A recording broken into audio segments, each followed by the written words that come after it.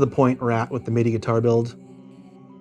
The only thing we have left to do is install the Roland GK3 divided pickup and then finalize the nut. Fret job was completed a while back. It's perfect. The fretboard came out really nice, so it's got the epoxy inlays that we did, and it's got the side markers that are a part of the binding that's also epoxy. And as far as the finish, it is a true oil finish all the way. So the back of the neck and the back of the body and the sides of the body are all true oil.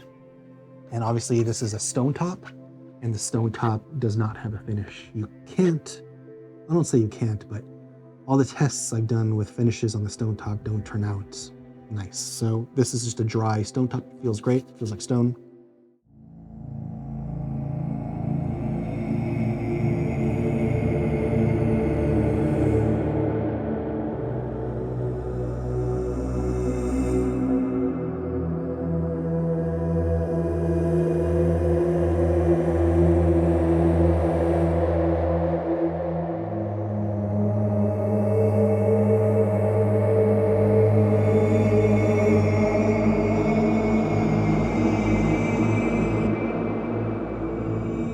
So you notice that on the back, since this is a string through, the piece of mahogany that goes through, I'd actually set in a ink vine spalted piece of maple to cover that mahogany piece, and I thought this looks really cool.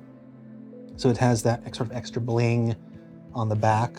This is the V carve, belly carve that we did in the last video, and it's got my neck through design. This is a kind of a unique test in terms of the neck through design. I was trying to remove a lot more meat than is typical, and it works. It's completely stable and it's great, but I think, you know, it's just a test. I don't think I'll probably do it again. Put the strap buttons in. Everything looks pretty good. There's an arm carve, and I did that in the last video, so you'll have to check out the whole series if you want to see what went on with building this. I did add a veneer to the headstock. So I took a section of the cutoffs for the stone top and I put it on the headstock just to kind of tie everything in. Even though you don't really see it, the clampy nut pretty much obscures it. It's still on there, and I think it does kind of tie it all in together.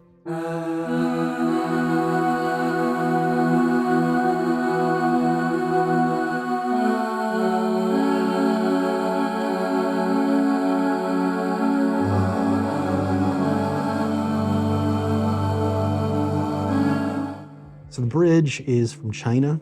It's an overseas clone of the Hipshot Headless bridge.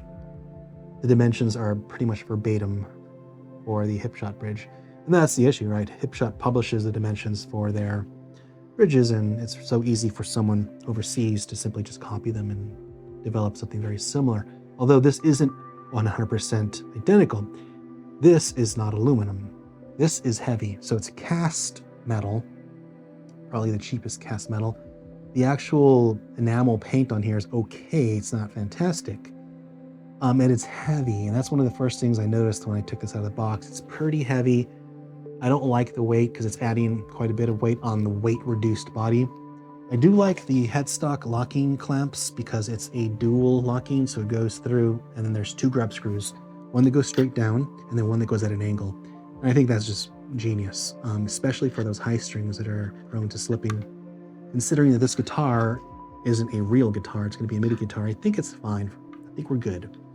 So the next thing we're going to do is put in that GK pickup, and just looking at the height of the strings off the body, I think we're going to need those double adhesive risers. So then what we'll do is we'll install the Roland device and we'll screw everything down. And once it's all situated, we can do a sound test, which is where the real fun is going to be. All right.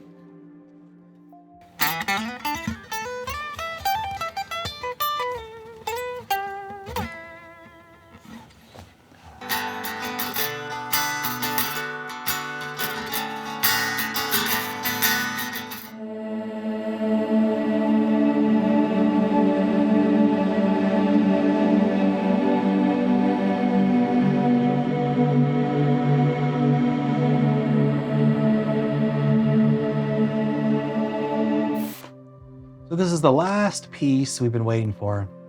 To finish off the MIDI guitar, it's the Roland GK3 divided pickup. I got it brand new, at a reasonable price. These things aren't really selling that well, right? No one wants to play a MIDI guitar because MIDI guitars are dumb, but we're using this MIDI technology to connect our guitars to a computer, not a lame MIDI synth device. And when we connect this to our computer, it opens up just a million possibilities.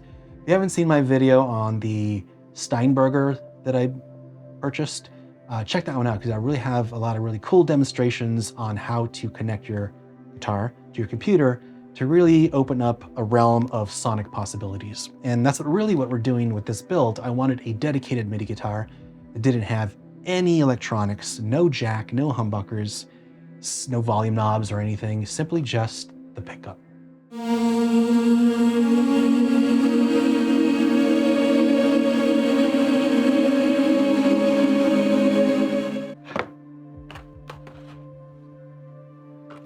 Manual, which I don't think we'll need.